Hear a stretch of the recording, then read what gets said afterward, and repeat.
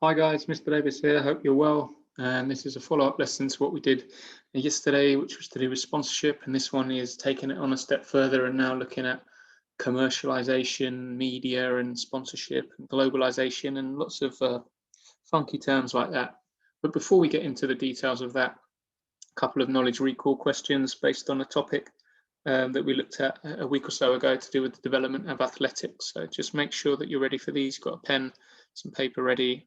And the first question is, describe the factors that led to the growth and development of athletics from the mid-19th century to the current day. So as always, have a think about, even if you're not writing the actual question down, how you'd bug this question. What's the command word? What are the keywords that you're looking at here? 3 marks, you just need 3 bullet points. Pause the video here, have a go at this one, and then we'll pick up the mark scheme in a minute. Okay, so factors that essentially led to the growth of athletics, any 3 from here. You can see they're fairly short and concise. So the first one was what we looked at, linked into this idea of pedestrianism and this craze of walking that essentially captured the imagination of a number of people in the 19th century through various races and challenges, and the professional aspect that kind of kicked on from there. So a comment about kind of the increased participation of pedestrianism in early 19th century. The idea of the Wenlock Olympic Society and the Wenlock Games was something that we looked at, and how that kind of drove interest in competition, and a key part of that competition being athletics. The aspect of betting and wagering was obviously significant, carried on from earlier times into the 19th century, and it was closely linked into this pedestrianism craze, where there was a lot of money being bet on the outcome of these races, and essentially that interest drove the popularity and the growth of athletics. We also looked at things like the exclusion clauses and the way that certain sports, and athletics being one of them, was kind of driven towards a professional involvement, and they were kind of finding loopholes in the arrangements to ensure that the initial idea of amateurs only competing, there was a way that they could get around that, and it was through these exclusion clauses, something that you'll probably just need to look back on again, just to be clear on that. The Olympianism and athleticism and etiquette wasn't something we really focused on the other day, but it's essentially just to do with the drive and popularity of the Olympics, and how key high profile athletes took on kind of a global prominence and drove the popularity of athletics. The trust funds and the way that amateurs were able to use that setup to make sure that they were able to essentially compete in certain sports and still get paid for it. And then finally, more recently, the development of huge athletic events like the Grand Prix and the Diamond Leagues, and the significance that that's had more recently on the kind of the global growth of athletics. Any 3 from there, just an outline of how each one might have influenced athletics and the growth of athletics. So just purple pen, you don't need them all. Essentially, it's just picking out the ones that you're kind of most clear on.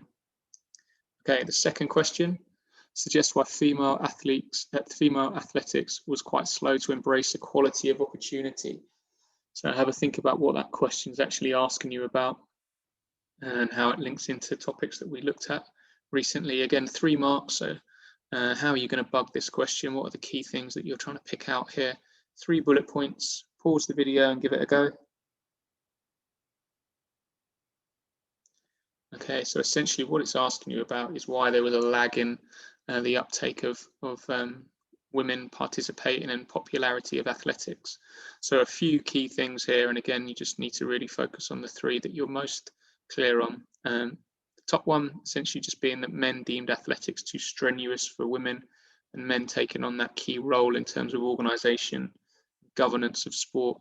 That obviously had a significant effect on the participation of women, because they just deemed it too strenuous for them to take part.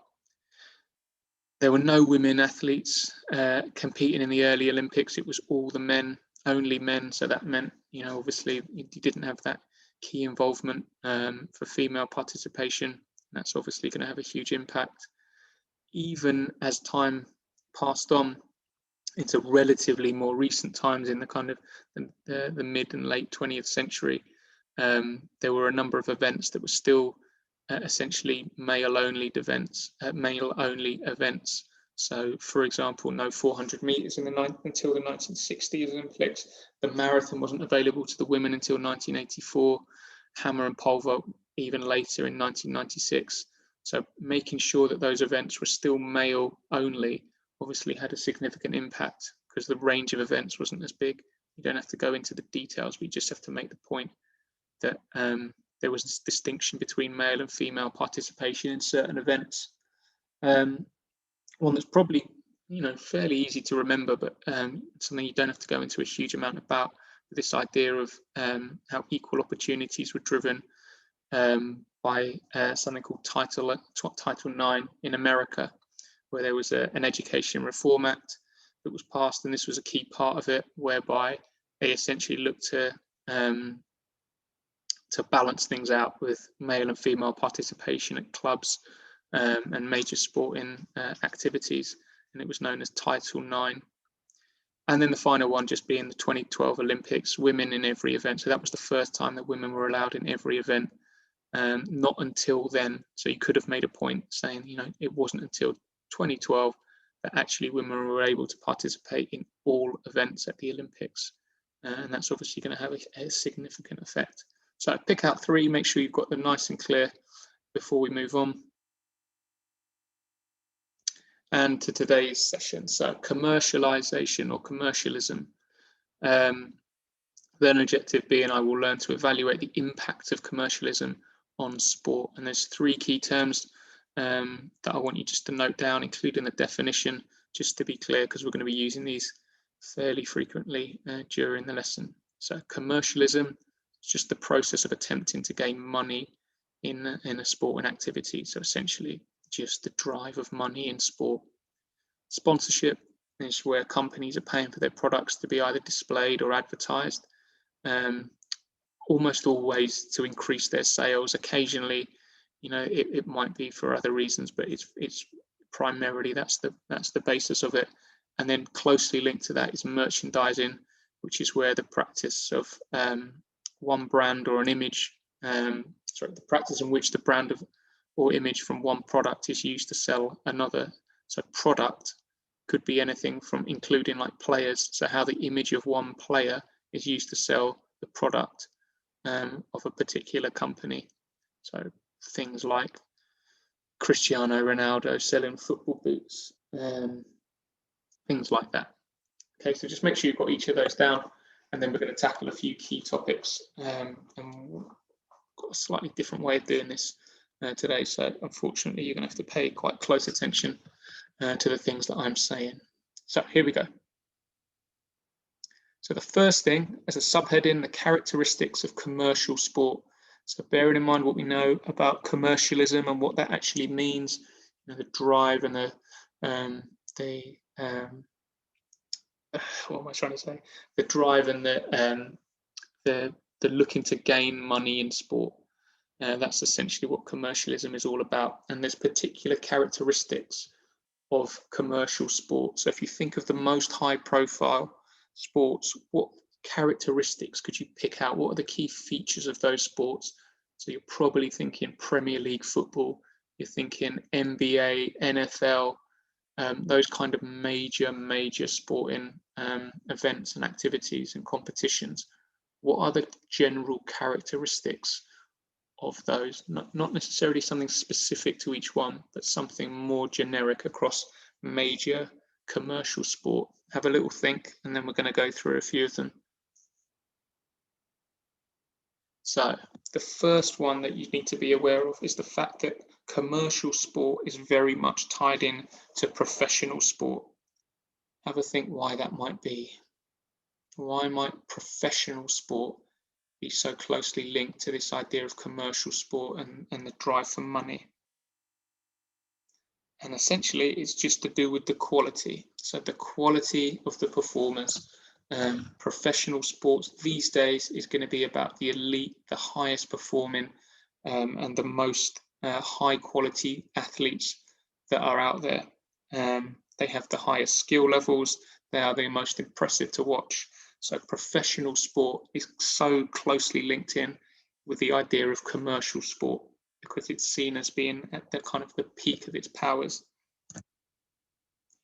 The second thing is to do with the idea of sponsorship and business going hand in hand. So one is directly linked into the other. So there's an easy and quite straightforward link between sport and successful sport and money and business, and the two go hand in hand. One is to a certain extent reliant on the other one and vice versa. So you can't have hugely successful commercial sport without money in business, and the business wouldn't be the same without sport. So they go hand in hand. The third one, the entertainment value of sport. So when you watch sport, it's essentially mass entertainment.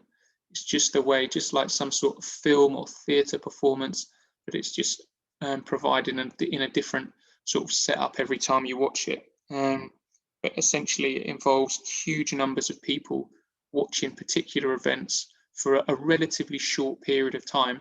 That's what makes it such a spectacle.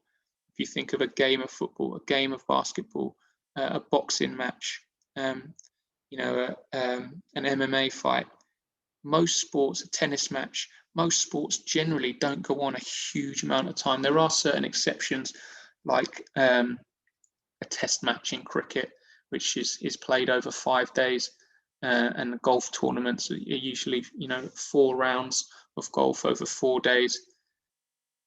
But often those are the sports which maybe aren't always so popular, like Test cricket. Over 5 days has kind of lagged a little bit behind some of its more recent competitors, and the way that the cricket has adapted slightly there.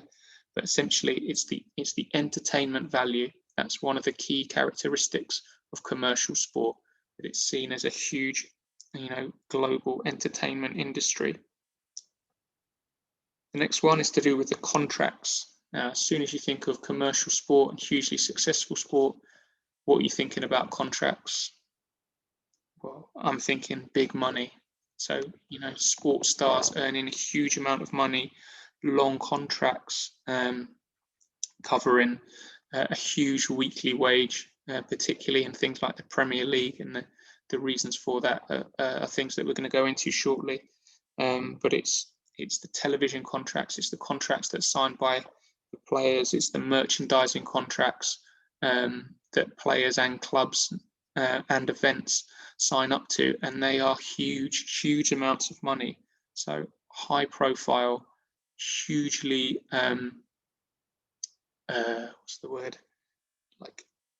hugely important level of finances that are going into these contracts, massive amounts of money.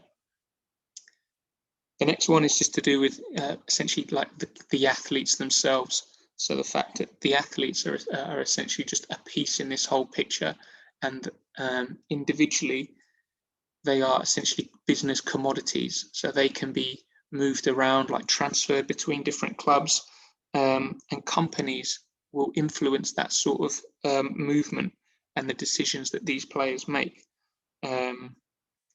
The links that they have with businesses and sponsorship that they take up, that is driven in commercial sport, because it brings in money and revenue to the businesses and organizations that are behind it.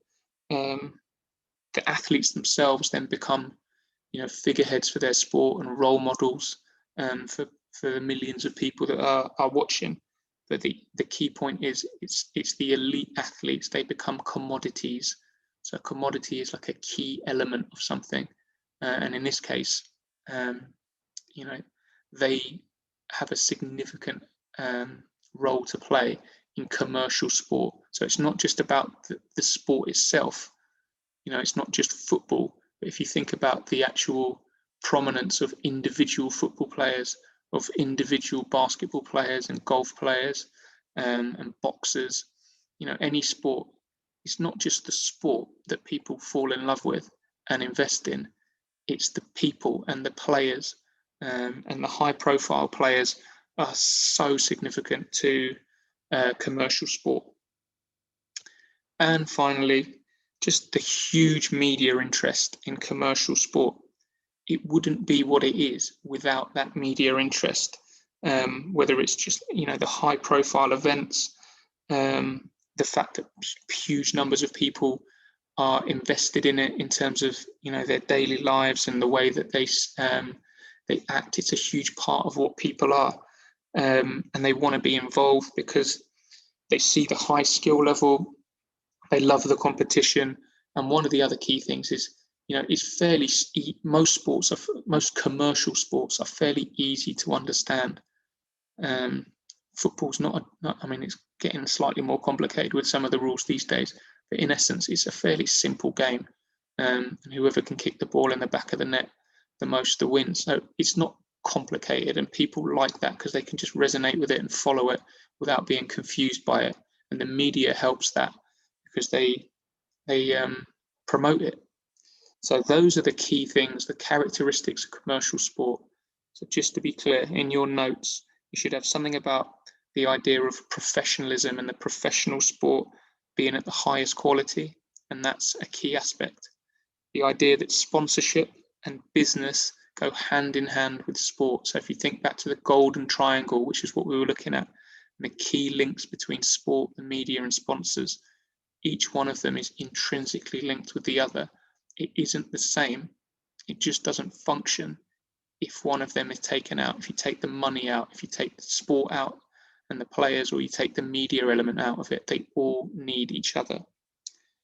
The entertainment value and the fact that it's a kind of mass entertainment industry generating huge amounts of money. The contracts that are involved, whether that be between clubs and players or players and sponsors, significant contracts and huge amounts of money. The specifics of the specific relevance of key individuals. So this keyword being commodities. Commodities, they are players that have huge influence in the world of sport beyond just their sport. And then finally, the media coverage, like the mass media interest in a range of huge commercial sports. That is an essential element. So 6 key things, hopefully you've got down there. Just make sure you're clear on them before we move on. Okay, now some of the next few bits kind of link in with what we've done in the last lesson or two, but just bear with me because there are a few bits that kind of go into a bit more detail, and you need to be very clear on these for specific exam questions. So this one, we're looking at the effects of commercialization on performers, and it is something that we looked at yesterday, but let's just be clear on what it is that's important here. So the first thing, when we're looking at the effects of commercialization on the performers, it's the huge amount of money that these performers will earn. So whether that's directly through their contracts with the clubs and the competitions they're involved in, or the media, the merchandising and the sponsorship aspect of it. So this little image here just gives you an idea of some of the money that some of these kind of high profile athletes are taking in. So you can see at the top, 86 million, and this would be a year. This wouldn't be just their overall earnings. This would be a year. This is a huge amount of money that they're earning through their participation in huge events, commercial activities. Essentially what this does is it just gives them financial security, a feeling of of comfort and not being stressed, and just allows them at this sort of level to be completely at ease. Everything's taken care for them, their training, their food, everything, their welfare. They are commodities of the club, but they are very much well looked after. The second element is just the idea that performers are paid for their success. That is a crucial thing to be aware of. It's not just everyone gets it. You have to be successful. The losers, there's a price to pay. And if you're not successful over a period of time, you're going to suffer significantly, both in terms of your performance level, but also the finances and the money that you might be earning, which places a huge value on winning, on success. Players' careers aren't actually that long, and if you're not successful, you're going to have a tough time actually earning a significant amount of money. On the flip side, if you are successful, then you can earn a huge amount of money. But it's the relevance of winning and the importance that has. The next one, you can be put, as a player, you can be put under pressure to a certain extent to perform. Now, more recently, this kind of this pressure has maybe been eased off a little, where, for instance, in rugby, that essentially, like, the physios used to ask the players if they were all right to continue, and the players, despite having sort of concussion or like some sort of serious injury, might just say, "Yeah, I'm all right." But more recently, that kind of option has been taken out of the players' hands. But too often, you do kind of sense that maybe players are. Footballers often talk about playing with injury, and managers sometimes. Jose Mourinho comes out and has had a bit of a moan about players who maybe aren't fully fit and decide not to play as some sort of negative, and it's the pressure that it puts on players, and it's one of the commercial effects on performers that they feel the need to maintain participation and a level of performance even when they are clearly not fully fit. The next one. Now, this might sound obvious, but to be successful in any specific commercial sport, players have to be hugely dedicated and disciplined in that particular sport, and it takes a lot of sacrifice, a huge amount of training. We might only see them for an hour or a couple of hours in their main event, but all through, and you think, oh, well, that's great, that's all they have to do. But all through the week, they'll be training. They have to be incredibly disciplined with their diet and their lifestyle, because if they're not, they're just not going to perform at the level that's required. So it's the specialism that's required, the discipline, and the dedication to their sport and activity that places a huge kind of focus and demand on performers in high commercial sports. We mentioned before about the idea of entertainment being a key aspect of commercial sport, and it's the players that essentially, they are the entertainers. They are the actors or the actresses in these films that are being performed. So whether it's Ronaldo or Messi or Ronaldinho here, one of their kind of, it's almost an obligation that they do it, and they do it well, and they try and play well. There was accusations at Spurs recently that it's not enough that they're winning. They actually have to play well. Same thing, Man United, the Man United way of football. It's no good that they're just grinding out 1-0 wins. They have to play well and be entertaining. And it's it's a significant factor that the performers are the ones that are put in that situation where they have to entertain. That's a huge difference between kind of lower level sport and high level commercial sport, and the importance of entertainment. And then finally on this one, the fact that because of that influx of money and the control of individual players, and to a certain extent teams, from businesses that are providing huge amounts of money, the control element is actually taken away from the players and the clubs, and to a certain extent the sport, and the control is pushed into the hands of the sponsors and the businesses that are essentially providing the money.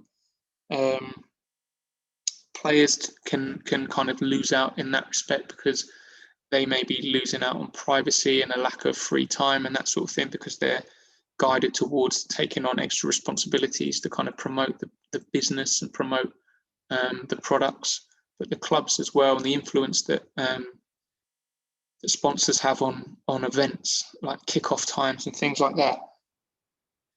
It's moved away from players being in complete control to now at the very high end of the game. There's obviously a player power within the club, but in terms of their business interests, the players are told what to do and what interviews to go and do and what adverts to go and do. I'm sure they wouldn't, if they had a choice, they wouldn't be doing that sort of thing, but it's because they're getting paid for it. They don't have a choice. They have to. The sponsors and the money dictates what they need to do. And that's a crucial aspect of commercial sport and the influence, or the effects, I should say, that it has on performers. So just make sure that you've got each of those down, okay? They're earning huge amounts of money. That's the first one. The importance of success and winning is the second one. The pressure to play through pain and potential injury is the third one. The discipline and dedication that's required to specialize in sports is the fourth one. The pressure for, or the onus on players to be entertainers in this mass media and mass entertainment industry. It's the players that end up having to be these entertainers. And then finally, the idea that the players are, the control of their lives is essentially taken away from them a little bit, because they're employed, they're paid by these businesses, and it's the businesses and the money that dictates what they have to do. So 6 crucial things there. Please make sure you've got those nice and clear before we move on. Right, next ones. So this one's just looking at, again, just more broadly beyond just the players, the sports as a whole. So have a think. Links into some of the things that we looked at yesterday to do with sponsorship. This one's to do with commercialization and the impacts of commercialization on sport. So the first one is the significant influence, I should say, effects of commercial on sport. So the first one being the impact that commercialized sport has on things like the rules and the scoring systems. So whether that's things that you might have seen more recently in football, where they've got like a multi-ball system where the ball is thrown in very, very quickly just to keep the game flowing. It doesn't seem like a huge thing, but just that period of time where it's kind of dead time if the ball gets kicked up in the stands. There's a bit of a hoo-ha about getting the ball back for whichever team, and it just loses the energy of the game. So they've just come up with a solution of a multi-ball system. That's one influence. They wouldn't bother doing that if it wasn't for the fact that commercialized sport has to be high-paced and high energy and highly entertaining. They don't want these gaps. Another kind of significant sport that's been influenced by this idea of commercialization, even though it's not a massively commercial sport compared to something like football, but the rules of badminton have changed quite significantly from what used to be a sport where you could only score a point or register a point if you had served the point.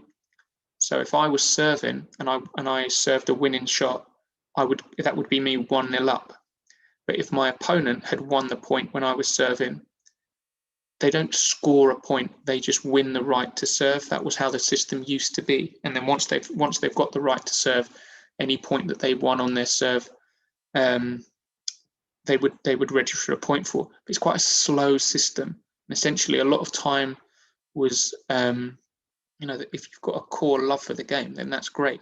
But people like seeing points and scoring. That's why American sports, there's no draws in American sport. It's all high-paced, high-scoring events. They don't like nil-nils.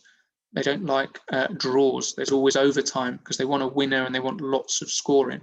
So badminton wouldn't have, fitted the bill for that sort of thing, because a lot of the time points were being won and played out, but not actually registering on the score. So that has a significant impact.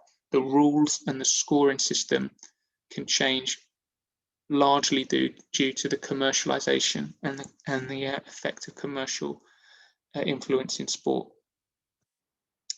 The next one is just the idea that breaks are provided in play so that sponsors can advertise their products and services. So, the dominance of adverts through through half times. If you ever watch something like a big golf competition or a cricket match, and the regularity, almost at any given opportunity, there's a break where they can show some adverts, and it's obviously making them money. But for people watching, it's a bit of a drag. You just want to enjoy the game. If it's a close golf tournament, you want to see the shots, and you might be missing something because it's gone to an advert break. It might be cricket, and you missed the first ball of the over because they've gone to an advert break. You want to hear what the pundits are talking about at half time, but half time is always filled with at least 2 advert breaks at the start and the end of half term. So that has a significant influence on the sport as a whole, where these breaks are kind of integrated into the publicity of these competitions. The next one is the actual competitions themselves have altered. So it's not just the rules within the game.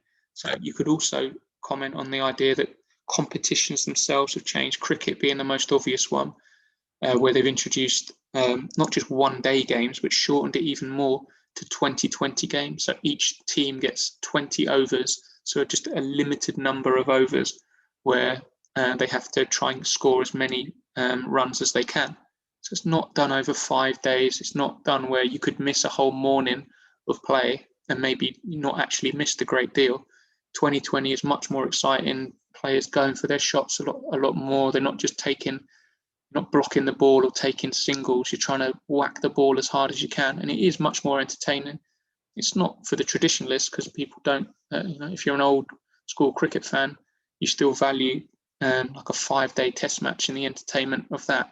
But this is a more modern element that links into commercial sport, and the competitions have changed because of the investment that's in them, and it needs to be a more entertaining, high energy, high paced, spectator led game that then is something that is highly watchable for the TV audience.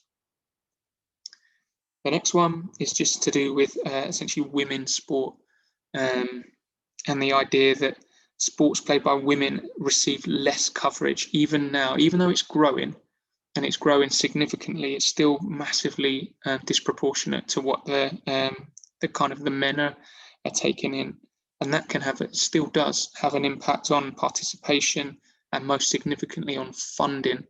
So when we're talking about commercial sports, we're talking about money in sport, and there's still a massive gulf between female earnings and female, for instance, football. The money that's involved in that is significant, even though it's improving and there are role models involved and adverts and media interest. It's nothing compared to the men. So how many of these women in the England women's football team could you name? So they're international sports athletes, elite athletes, but you might not be able to name more than 1 or 2 of them at the most, and that's because they're just not promoted, and they're not promoted because it just doesn't have the money in the game. And finally, the idea that technology and the influence of technology in commercial sport, things like stump cam on cricket, and it just means that spectators are much more in tune and have a much more kind of personal involvement and experience when watching the game. You're not just watching it from afar, but you've actually got some control over it. You can flick onto different features and different commentaries or different camera angles, player cams and all that sort of thing. It just enables people watching, the spectators, to feel more involved, and that is a huge element of commercial sport, because without the spectators, none of this money would be worth it. But because the spectators are engaged through this advancement in technology, it becomes something quite significant. So have a think about different sports, have a think about football, basketball, golf, cricket. Any of these sports, technology has played a significant part in how they've developed, and it's led by this idea of commercial sport. They don't have stump cams in a cricket match being played down the road, or even just a relatively like a county game. That's not something that's so high profile. It's not necessarily on TV. It's not got the interest, and therefore it's not got the money. But in major international events, this is something that they're going to try and come up with every different way of trying to engage people, because the more people are interested, the more money they're going to make. So just to be clear, it's the rule changes, it's the advert breaks, and the constant push of products that sponsors are pushing into the kind of the world of sport. It's the change in the competition structures. It's the fact that there's a disparity between female sport even now, and a lack of kind of equal investment in female sport, even though it's changing and improving. And then also the influence of technology in sports, and at a high level in highly commercial sports. There's a drive to increase technology because it increases engagement, and through that increases revenue and income for these businesses. So just make sure you're clear on those 5 things. The next thing is just why they actually invest. Why do these huge companies want to invest such massive amounts of money in sport? And why do they want to do it through sponsorship? So what do you think they're getting out of it? So hopefully there's at least one thing that's fairly obvious what they're getting out of it. Money. So it's essentially, this whole thing is driven by money.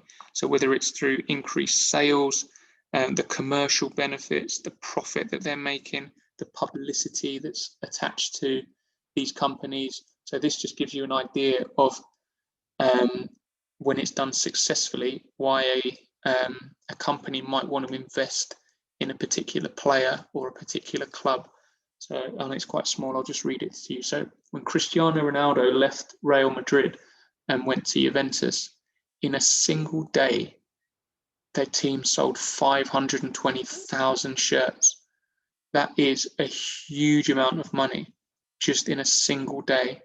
And to put it into perspective, so this organization that tracks this sort of thing reported that the year before they sold just 850,000 shirts during the whole season. And just because Ronaldo went with his brand and his kind of financial pull, 520,000 in just one day. So within a week, they would have probably made the money back that they paid Ronaldo on the transfer fee. So somewhere in the region of £100 million comfortably. They would have made that back in a week. And the same thing would have happened when Ronaldo left Man United to go to Real Madrid. Any major transfer like that. Same thing, for instance, Neymar, when he went to PSG, the amount of money was obscene, but they only paid it because they knew that over time they'd make that money back, and they'd make it back through the sponsorship and the commercial element that Neymar and these huge players bring to the club. So the next one, it's just the association with the company and the idea of sporting excellence. So it's not just that they're high profile players and big kind of characters. It's the idea of complete sporting excellence being associated with your product. And without that, it's not quite as powerful. Now, obviously, the most high profile players are likely to be the highest performing players. That's not always the case. But it's significant if you can match that up. And a brand or a company would want to match up their sort of sporting values with success. And if you can do that, you're more likely to make huge amounts of money. It's also just to do with like the brand awareness.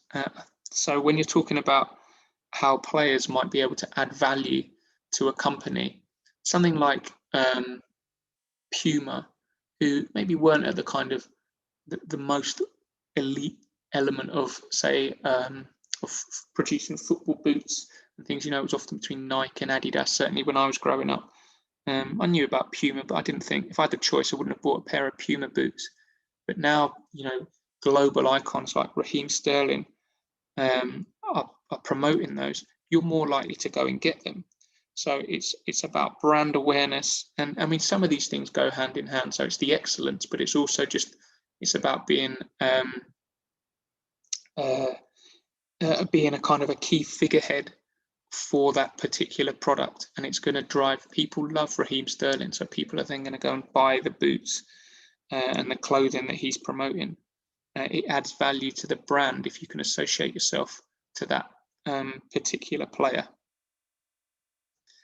The next one, just to do with the health elements of the game. So it's good if a company can create a sort of an association with healthy image of sport, because in this day and age, everyone's like crazy about being healthy, or the idea of being healthy, going to the gym and having a healthy diet and a healthy lifestyle. So if you can associate your company with that kind of thought process and that value, it's going to be significant in terms of like the revenue that it's going to bring you. So even though in reality, you know, it's not a good idea for loads of people to be drinking a lot of Lucozade Sport. Most people's daily expenditure in terms of energy doesn't require that you have lots of Lucozade in your diet. It's just a lot of sugar, and it's not actually going to do you a lot of good unless you're kind of really working at an intense level, i.e. through exercise and sport. But it's just people associate it with a good health, so you're more likely to think, yeah, that's a good thing. I'm going to buy that because Mo Farah is clearly a top athlete, and you know I want to be a top athlete even though I'm sitting down all day. So it's the association between the company and health and healthy lifestyles. The next idea is just to do with kind of corporate hospitality and how you can link companies to sport and the money that comes through this corporate element of the game. Huge amounts of money from a relatively small number of people. And if you can entice them into the game through a kind of hospitality aspect, you often see it in the stands where there's those kind of windows and you see famous people up there and they're getting kind of wined and dined in the restaurants and the big windows that they can still just look out. That's corporate hospitality. That is charming people with loads of money. And if you can do it through sport, that's a significant way of pulling investment and pulling money into the sport. The next one, so why would they invest in sport? Well, sponsorship has significant tax benefits. Now, this can get really complicated, so don't overthink it. But essentially, companies can pay reduced amount of tax if they are shown to be investing through sponsorship. So they don't have this tax deductible.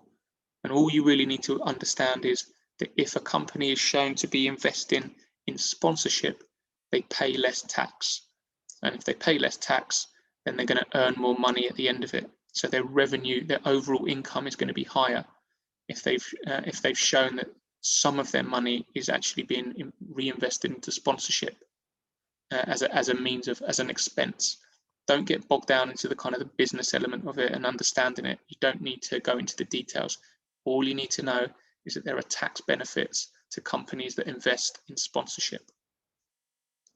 And finally, and this one might seem a bit la-di-da, but it's the idea that company morale and employees can just feel better if their company is linked into successful sport. So if you're working for, I don't know, in the office of Puma and you land the Raheem Sterling deal, you're probably going to be feeling pretty good about life, even though it might not have had a great deal to do with you. You know, if you work with a company like that, and particularly if you like sport, you're going to feel pretty good about where you work and the work that you do, even if your job's a bit dull. It will boost overall kind of company and employee morale. So those are a range of reasons why sponsors invest in sport. Just to be clear, the most obvious one is the sales and the revenue and the income that it brings in. But you've also got the brand awareness and the promotion of their brand, the linking it to sporting excellence and the benefits that can bring, even if your product isn't a major sporting piece of equipment. For instance, Rolex have long had links with kind of high profile sports people, whether it's Formula One drivers or basketball players or whoever it might be. But if they can link their product into any element of, excellence, whether it's sport and excellence or just excellence in life, that's going to have a positive impact on the promotion of that product, because they can see global icons wearing it.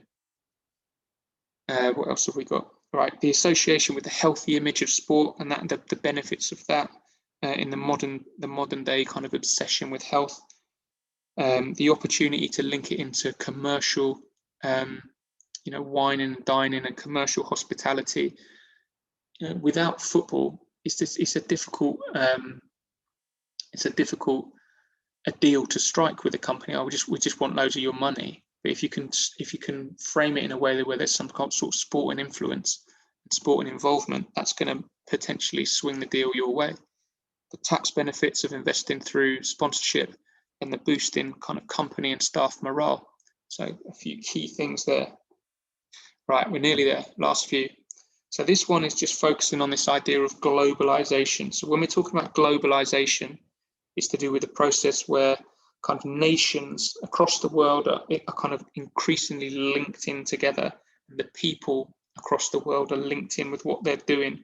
And it's through communication, it's through travel, but it's the way that people across the globe are becoming more dependent and interdependent on each other. And there's a few key things that you need to be aware of. So globalization in sport can be seen through things like sponsorship of events. So, Coca-Cola is a universal sponsor. If there's a sporting event going on, Coca-Cola are going to be involved. And the reason for that is because they know that it has such a significant benefit to them in terms of their revenues. I mean, Coca-Cola is a global brand, but it's only a global brand because they've got involved in so many different things. It's not just sport that they've got involved in, but sport and the popularity of sport is massively significant. So the sponsorship of events. Excuse me. Globalization is also seen through the kind of the pull of players across the world. So this is like the number of players from different countries in the Premier League. So if you think about all the different players that might be and where they're from in your team, there might be a few good English players, but it's actually players from Europe, from South America, from Asia, from Africa, Americas, and that's a key element of globalization in sport. That's how you're seeing it, because teams are investing in players all over the world, and it's not just football. If you think about the NBA used to be, it's slightly ridiculous because it's still called and it's the same thing with baseball, like the World Championships. World Championships is just, in baseball, it's just American teams, but they're the world champions, even though they just play the game in America. That's what they base it on. In America with the NBA, it used to be just American players, and now it's a global game. You get people like Luka Doncic, he's one of the key players from all over the world, including a few British players now. But the influence that they have and the pull that they have in the game. The other one is just the spreading of the competitions around the world. So you've got the involvement of the sponsors, you've got the pull of different players into these competitions, you've got the spread of the competition. So for instance, the first time the World Cup was held in America was in 1994. Now, Americans have their own sports.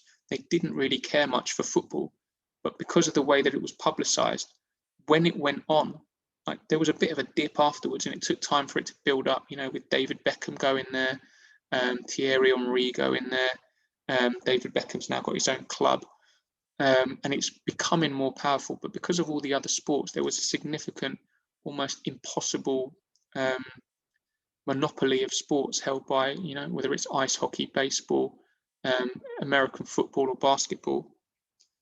But it's now massively popular. It's not on the same level as those sports yet, but it's massively popular.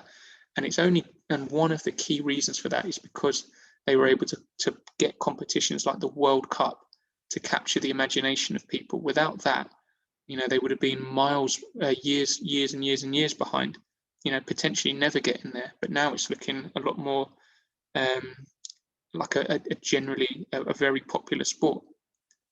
And then finally, the kind of the globalization. This is a sort of a negative side of it, but it's the increasing pressure on the athletes to kind of perform at their best. And you hear stories from across the world of, particularly when it comes to things like the Olympics, of players under so much pressure to perform that they get involved in cheating and drug taking and that sort of thing. And it's seen in high profile commercial events where there's a huge amount of money. Yeah, it's about the glory and the winning, but it's also about the money.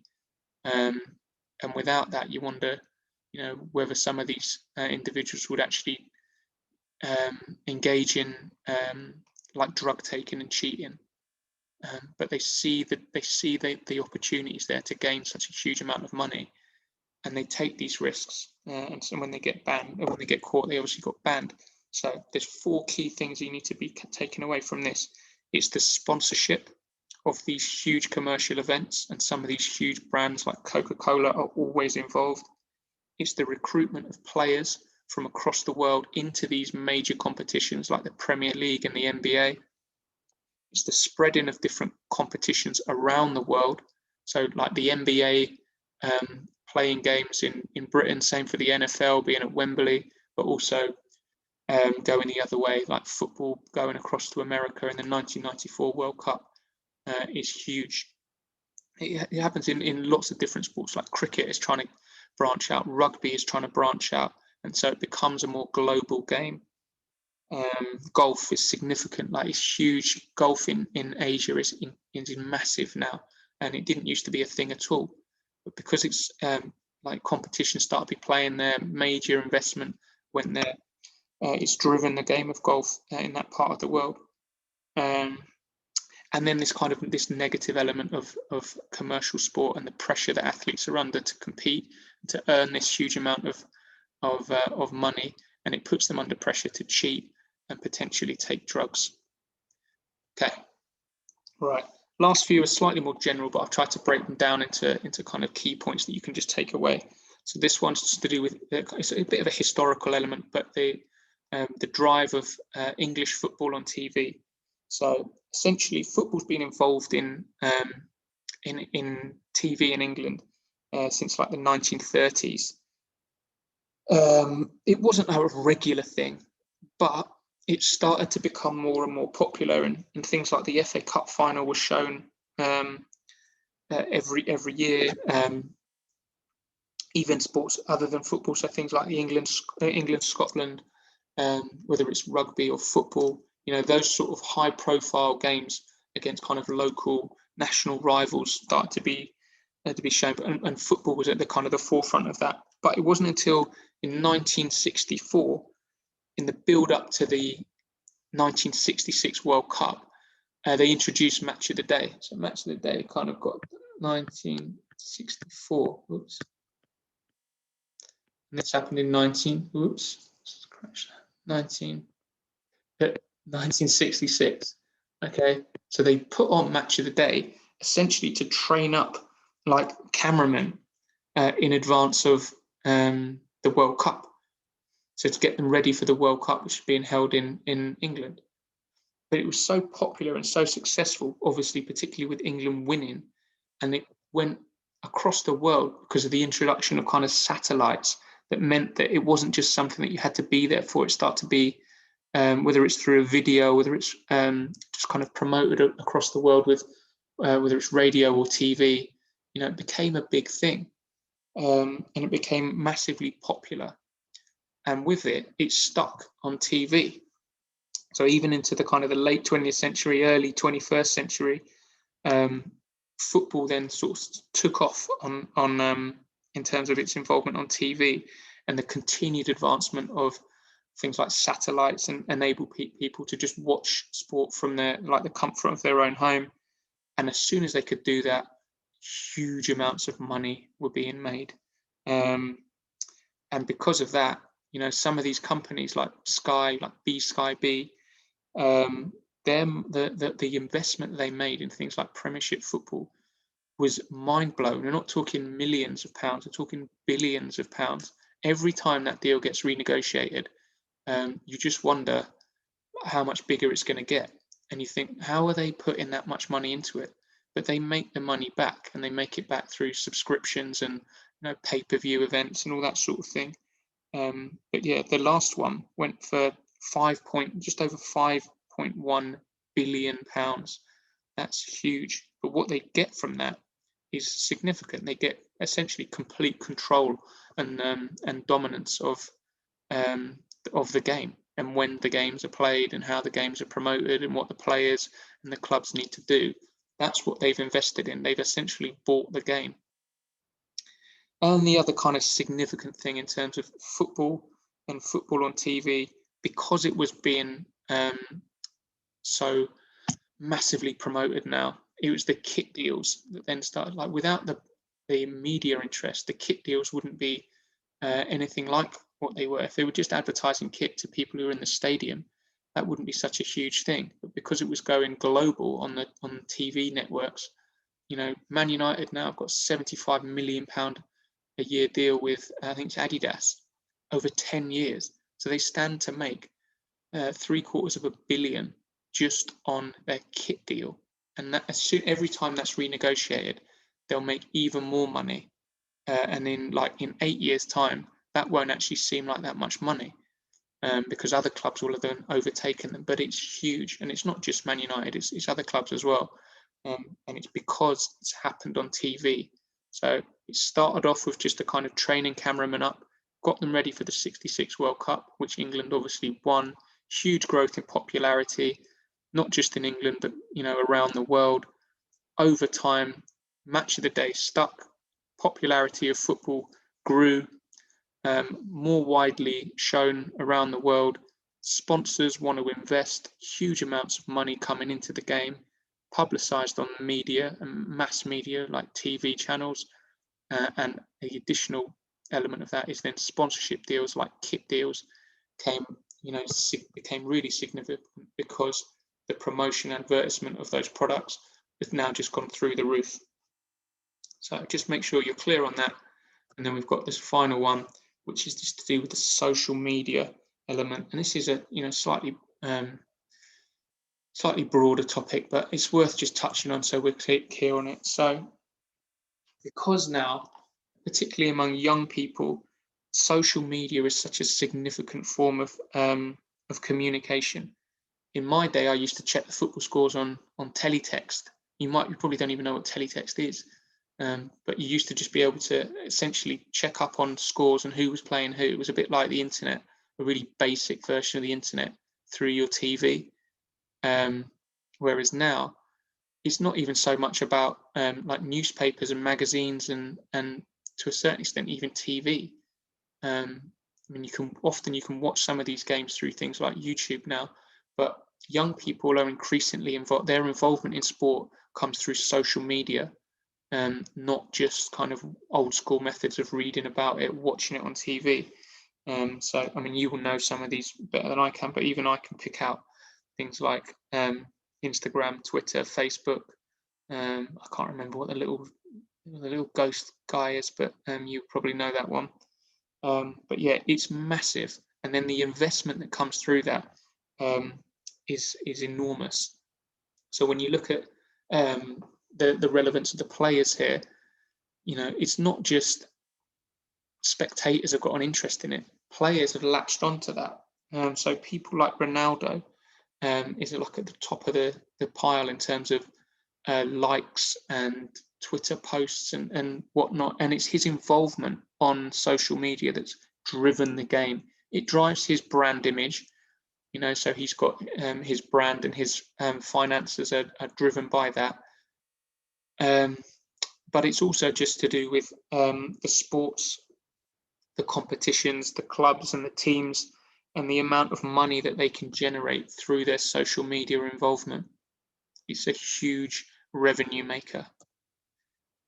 Potentially, though, it can have its slight drawbacks where you get instances occasionally of players who don't have, these guys, and it's often guys because the the women don't have such a huge social media presence, certainly not across the board on the same level as men, but you get high profile men, still relatively young, not that that's an excuse, but they've just not been so well trained, particularly in cultural relevance of some of their actions in different countries. So Cavani for Man United, in all likelihood, he didn't really understand what it was that he was saying, and he made a comment on his social media and ended up getting a 3-game ban because essentially it's a racist term that he used, even though in South America it's not deemed to be a term that's unacceptable.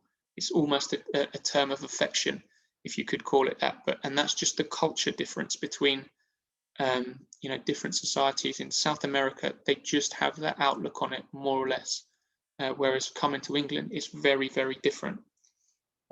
So players aren't so well trained on it, and that's significant because now clubs are waking up to that idea and they're investing more in trying to social media training for players to make sure, because it's such a huge part of commercial global sport and the money that it brings in, you can't afford to have players messing it up. So it's the absolute essential element that they get it right. And to finalize it all, it's just a focus on women's sport. Now, there is a bit of a lag here, but women's sport is catching up with it because they're making good use of the personalities and the icons and the competitions that they've got that are becoming more and more popular. So things like the WTA, which is the Women's Tennis Association, they are making a huge drive on social media to try and increase the popularity, the participation levels and overall interest, which brings money into sport. So it's just another element to kind of add into the mix where there is a lag in women's sport, but one of the ways they're trying to kind of create equality with it and generate that money is through social media. It's huge in terms of its influence on women's sport. And if it continues to grow, it won't be long before they're almost on a level playing field with men, because there's a huge amount of money being invested in women's sport, whether it's tennis, golf, football, basketball. These sports will catch up sooner or later. It's a huge impact of social media, particularly on young people. It's driven by the players and the clubs, particularly like the high-profile role models and the push that they have on it. There's an element of personal drive to push your brand to make more money individually, but it's also about the expectations for you as a commodity for your sponsor and the business that you represent. It can go wrong if players don't fully understand what to do with it, and it has implications because they get banned and fined and things like that, or the club might suffer for it if you're then not playing. So Cavani being one of their better players this season, missing 3 games is quite significant. So clubs are now investing in social media training to make sure that they're more aware of those things so they don't lose out and they don't mess up something that is actually generating incredible amounts of money for them. People aren't going to tune into the social media platforms of Man United if their players are regularly making like faux pas, if you like, or like unacceptable comments. That's not going to be popular. People are just going to switch off and not invest. And then the final bit is just the drive of women's sport and the way that they're using social media to improve their revenue coming into the game. So that's the whole of it. Now there's going to be a load of exam questions that we're going to tackle over the next few days. Just to wrap it up, what I want you to do is have a go at this one just to finish off your work. So the media has influenced the nature and extent of mass spectator sport since the 19th century. Just a bit of context there. The question: explain the advantages of media coverage to a sport and the disadvantages it can have for an elite performer. Now, don't worry too much about the kind of the structure required here. I know it says 7 marks, but it might be that you can think of more than that. So don't be limited by that. Just try and bullet point as many different advantages of media coverage in sport and also the disadvantages it can have for the performers, for elite performers. Okay, so think about how you're going to structure your answer there. it's not a level mark question, so let's just treat it as, how many points can you make explaining advantages generally of media involvement, and think about, globalization, sponsorship, it's all linked in together. So the advantages of media involvement in sport, but the potential disadvantages that it could have for elite performers. And you might need to think back to some of the stuff that we did in yesterday's lesson.